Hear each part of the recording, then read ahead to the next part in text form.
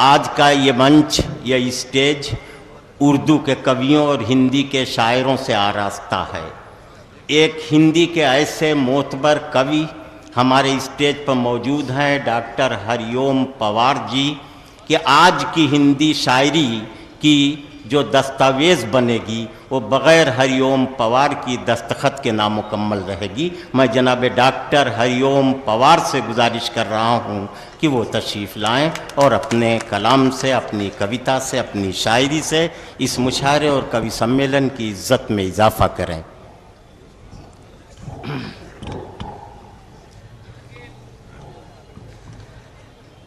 आदरणीय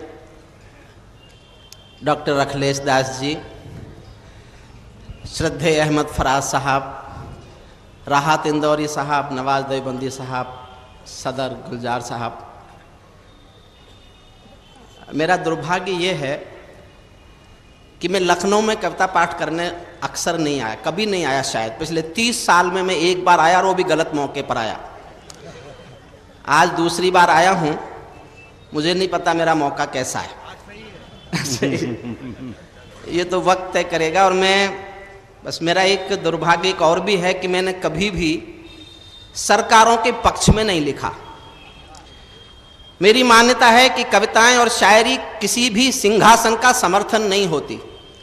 जिस दिन कविता सिंहासन का समर्थन करती है उस दिन या तो कविता खत्म होती है या सिंहासन खत्म होता है। वाह वाह वाह वाह। लेकिन मैं आज कोशिश करके ऐसी कविता सुना रहा हूं।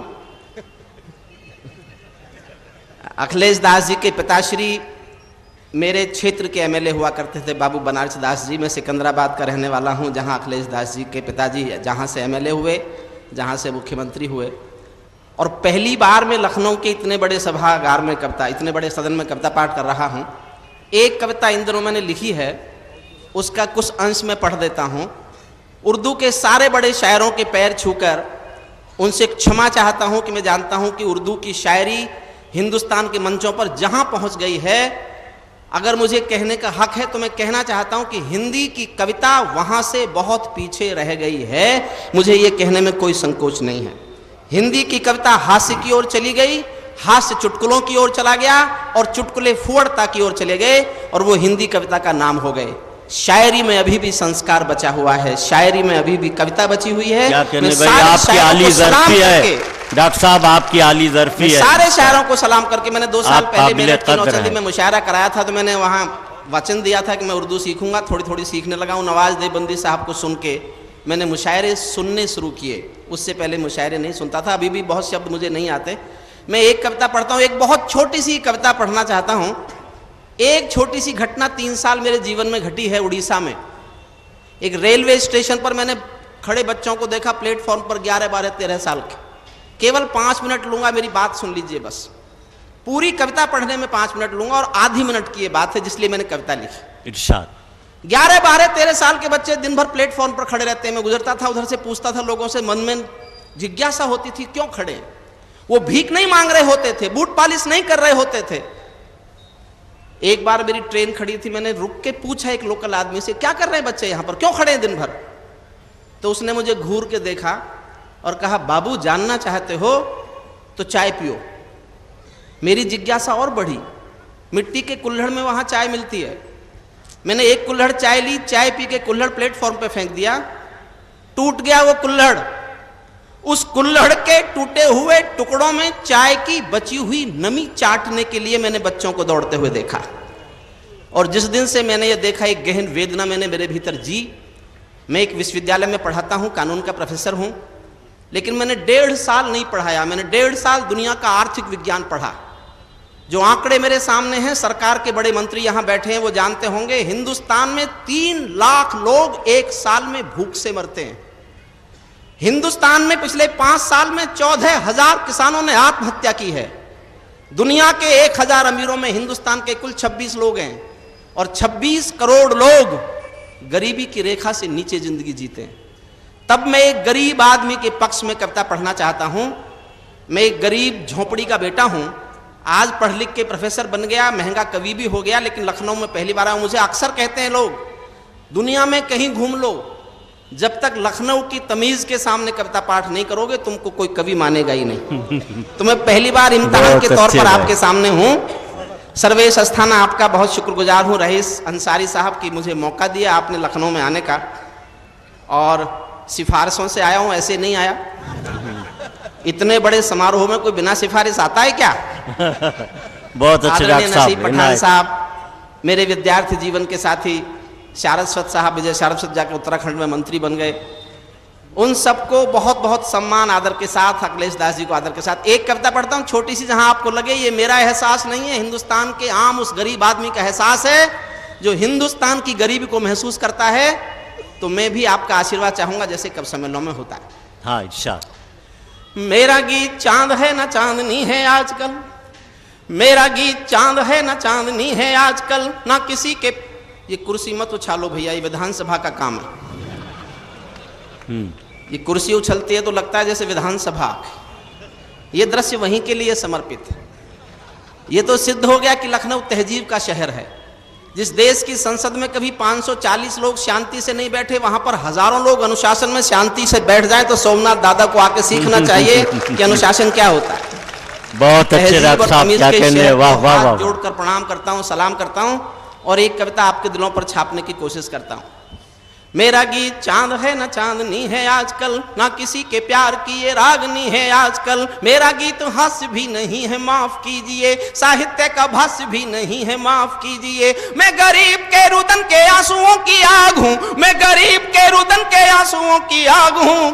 मैं भूख के मजार पर जला हुआ चिराग हूं, भूख के मजार पर जला। बहुत अच्छे भाई डॉक्टर साहब, क्या कहने, वाह वाह वाह वाह। भूख के मजार पर जला हुआ चिराग हूँ। मेरा गीत आरती नहीं है राजपाट की, कसमसाती आत्मा है सोए राजघाट की। मेरा गीत झोंपड़ी के दर्दों की जुबान है, भुखमरी का आईना है, आंसू का बयान है, भुखमरी का आईना है, आंसू का बयान है। भावना का ज्वार भाटा जिए जा रहा हूँ मैं, भावना का ज्वार भाटा जिए जा रहा हूँ मैं। क्रोध वाले आंसुओं को पिए जा रहा हूँ मैं। मेरा होश खो गया है लोहू के उबाल में, कैदी होकर रह गया हूँ मैं इसी सवाल में। एक सवाल में कैद हूँ और निवेदन करता हूँ देश के वो 50 करोड़ लोग जो रात को पेट भर रोटी खाते हैं, जिनका पेट भरता है रोटी से, रात भर इनके घर में रोटी इतनी है कि उनका पेट भर जाए, उनके दिल में आपको लगे कि ये सवाल चुभना चाहिए, तो मैं पूरे सदन का आशीर्वाद मांगता हूं। आपको लगे कि ये सवाल हिंदुस्तान के हर उस दिल में चुभना चाहिए जिनको पेट भर रोटी मिलती है। सुनिएगा, मेरा सवाल बहुत छोटा सवाल है और देश की सरकार के सामने सवाल रखता हूं। आपको लगे कि ये सवाल तो चुभना चाहिए तो मुझे आशीर्वाद दे दीजिएगा, मैं समझूंगा मेरा लखनऊ आना सफल हो गया। मैं भावना का ज्वार भट जिए जा रहा हूं मैं, क्रोध वाले आंसुओं को पिए जा रहा हूं मैं। मेरा होश खो गया है लोहू के उबाल में, कैदी होकर रह गया हूं मैं इसी सवाल में। आत्महत्या की चिता पर देख कर किसान को, आत्महत्या की चिता पर देख कर किसान को, नींद कैसे आ रही है देश के प्रधान को, नींद कैसे आ रही है वाह वाह वाह वाह, नींद कैसे आ रही है देश के प्रधान को। सोच कर ये शोक शर्म से भरा हुआ हूं मैं, सोच कर ये शोक शर्म से भरा हुआ हूं मैं, और मेरे काव्य धर्म से डरा हुआ हूं मैं स्वयं को आज गुनहगार पाने लगा हूं, इसलिए मैं भुखमरी के गीत गाने लगा हूं। गा रहा हूं इसलिए कि इंकलाब ला सकूं, झोपड़ी के अंधेरों में आफताब ला सकूं, झोपड़ी के अंधेरों में आफताब, झोपड़ी के अंधेरों में आफताब ला सकूं। इसीलिए देसी या विदेशी मूल भूल कर, इसीलिए देसी या विदेशी मूल भूल कर, जो अतीत में हुई है भूल भूल भूल कर, पंचतारा पद्धति का पंथ रोक टोक कर, वैभवी विलासता को एक साल रोक कर, मुझे मेरा पूरा देश आज क्रुद्ध चाहिए, मुझे मेरा पूरा देश आज क्रुद्ध चाहिए। झोपड़ी की भूख के विरुद्ध युद्ध चाहिए, झोपड़ी की भूख के विरुद्ध युद्ध चाहिए, झोपड़ी की भूख। सच्चर कमेटी की रिपोर्ट मेरी कविता को ताकत देती है, तब सुनना। मेहरबानो भूख की व्यथा कथा सुनाऊंगा, मेहरबानो। हुजूर बैठ जाएं प्लीज। मैंने जिन सरकारों पर लिखा वो बैठ गई कई बार, मैं पहली बार आया हूं इसलिए नहीं जानते। मेरा दिल्ली के एक मौके पर अटल बिहारी वाजपेयी प्रधानमंत्री थे, सोनिया जी विपक्ष की नेता थी। एक समारोह में दोनों थे और कविता पढ़ने के लिए मुझे बुलाया गया था, और मुझसे कहा गया ऐसी कविता सुनाओ जो दोनों को अच्छी लगे।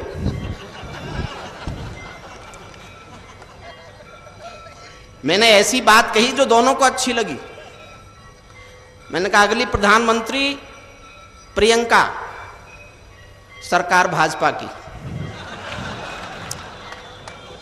ऐसे झूठ भी बोला मैंने, लेकिन अब सच बोलता हूं, सुनिए। मेहरबानो भूख की व्यथा कथा सुनाऊंगा, मेहरबानो भूख की व्यथा कथा सुनाऊंगा, महज तालियों के लिए गीत नहीं गाऊंगा। शायद आप सोचते हो ये विषय फिजूल है, किंतु देश का भविष्य ही मेरा उसूल है। आप ऐसा सोचते हैं तो भी बेकसूर हैं, क्योंकि आप भुखमरी की त्रासदी से दूर हैं, क्योंकि आप भुखमरी की त्रासदी से दूर हैं। आपने देखी नहीं है भूखे पेट की तड़फ, आपने देखी नहीं है भूखे पेट की तड़फ, काल देवता से भूखे तन के प्राण की झड़प। मैंने ऐसे बचपनों की दास्तान कही है, मैंने ऐसे बचपनों की दास्तान कही है, जहां मां की सूखी छातियों में दूध नहीं है, जहां मां की सूखी छातियों में। श्रद्धेय अहमद फराज साहब, आपको आश्चर्य होगा सुनकर कि मैं वो कवि हूं जो कहता हूं मैं कालजयी कवि नहीं होना चाहता। मैं कालजयी कवि होने की कामना नहीं करता। मैं देश की विसंगतियों पर गाता हूं और कोशिश करता हूं कि देश की विसंगति मिट जाए, देश खूबसूरत हो जाए, पूरी दुनिया से भूख मिट जाए, पूरी दुनिया से गरीबी हट जाए। मैं ऐसा कवि बनना चाहता हूं जो विसंगति को मिटाना चाहता हूं। लेकिन सच क्या है, सच की हद गाता हूं। देखिएगा, इस सच से बड़ा दुख नहीं हुआ मुझे कभी सुनकर। और आपको लगे कि आपकी तालियां मुझे दुआएं देंगी कि ये सच, कलंकित सच मर जाएगा देश में, इसलिए पूरे सदन की तालियां मांगता हूं, सुनना। मैंने ऐसे बचपनों की दास्तान कही है, मैंने ऐसे बचपनों की दास्तान कही है, जहां मां की सूखी छातियों में दूध नहीं है, यहाँ गरीबी की कोई सीमा रेखा ही नहीं, यहाँ गरीबी की कोई सीमा रेखा ही नहीं।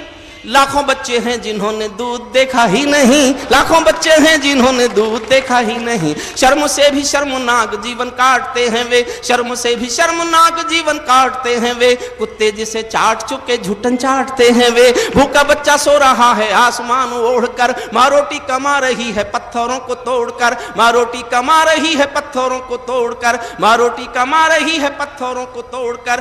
बिना प्राण के भूख से माँ रोटी कमा रही है पत्थरों को तोड़कर। जिनके पांव नंगे हैं, जिनके पांव नंगे हैं भी और तार तार हैं, जिनके पांव नंगे हैं और तार तार हैं, जिनकी सांस सांस साहूकारों की उधार हैं, जिनके प्राण बिंदवाई मृत्यु के कगार हैं, आत्महत्या कर रहे हैं भूख के शिकार हैं, आत्महत्या कर रहे हैं भूख। 3 लाख लोग जब देश में मरते हो तब लिखता हूं। बेटियां जो शर्मोहया होती हैं जहान की, संस्कृति का देश है ये। 75,000 बार बालाएं अकेले बंबई में, सरकार ने रोक लगाई तो कहती हैं हमारा रोजगार है। बेटियां जो शर्मोहया होती हैं जहान की, भूख ने तोड़ा तो वस्तु हो गई दुकान की, भूख ने तोड़ा तो वस्तु हो गई दुकान की। भूख का आस्थाओं का स्वरूप बेच देती है, निर्धनों की बेटियों का रूप बेच देती है। भूख कभी कभी ऐसे दांव पेच देती है, सिर्फ 2000 में माँ बेटा बेच देती है, सिर्फ 2000 में माँ बेटा बेच देती है। भूख आदमी का स्वाभिमान तोड़ देती है, आन बान शान का गुमान तोड़ देती है, भूख सुदामाओं का भी मान तोड़ देती है। और एक पंक्ति इतिहास से छीनी, इतिहास से छीनी है, आपका समर्थन मांगता हूं, इतिहास उल्टी ना छीन के ले जाए। भूख आदमी का स्वाभिमान तोड़ देती है, आन बान शान का गुमान तोड़ देती है, भूख सुदामाओं का भी मान तोड़ देती है, महाराणा प्रताप की भी आन तोड़ देती है, महाराणा प्रताप की भी आन तोड़ देती है। भूख तो हुजूर पूरा नूर छीन लेती है, मजूरन की मांग का सिंदूर छीन लेती है। किसी किसी मौत पर धर्म कर्म भी रोता है। मैं अमेरिका में था तो एक जानकारी मिली मुझे, मंत्री साहब हो सकता है आप तक ये जानकारी पहली बार पहुंचे। दुनिया में कुल 3 देश ऐसे हैं, केवल 3 देश दुनिया में, इथियोपिया, सोमालिया और भारत, जहां गरीबों को मुर्दा बेचने का कानूनी अधिकार है। अगर किसी के घर में इतनी गरीबी है कि मुर्दा बेच के रोटी मिलती है, तो मुर्दा बेच सकने का कानून हिंदुस्तान में साउथ, बिहार और उड़ीसा में पाया जाता है। दुनिया में केवल 3 देश हैं जहां मुर्दे बिकने की मंडी लगती है। तब सुनिए, किसी किसी मौत पर धर्म कर्म भी रोता है। और इस क्रोध को गाना चाहता हूं, आपका साथ मांगता हूं, आपको लगे इस क्रोध में मुझे कहने का हक है। किसी किसी मौत पर धर्म कर्म भी रोता है, क्योंकि क्रिया कर्म का भी पैसा नहीं होता है। घर वाले गरीब सुगम सहेज लेते हैं, बिना दाहे संस्कार मुर्दा बेच देते हैं। थूक कर धिक्कारता हूं मैं ऐसे विकास को, जो कफन भी दे ना पाए गरीबों की लाश को, जो कफन भी दे ना पाएगा। अंतिम छंद सुनिए जिसके लिए कविता लिखी।